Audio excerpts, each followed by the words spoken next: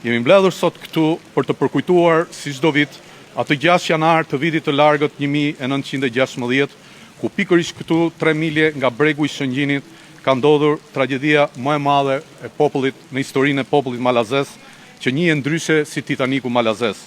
Ania Brindisi, që vinte nga Italia e mbushur me emigrant malazes të ardhur nga Amerika, ndeshi me një minë në ujore dhe u shkatrua pothuajse plotësisht.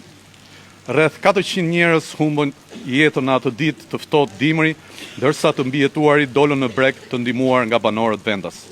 Nderim të përjetshëm për ata heroj që lanë gjithçka në Amerikën e largët për t'u përgjigjur thirrjes së tyre të abdheu të tyre malit të zi, pavarësia të cilit rrezikoi nga ushtritë e fuqive të mëdha. Ata janë një shembull frymëzimi për ne dhe brezat që do të vinë. Në këtë 110 vjetor ende nuk kemi mundur të vendosim një pllakë përkujtimore ku të mundemi në vazhdim të vendosim kurorat me lule.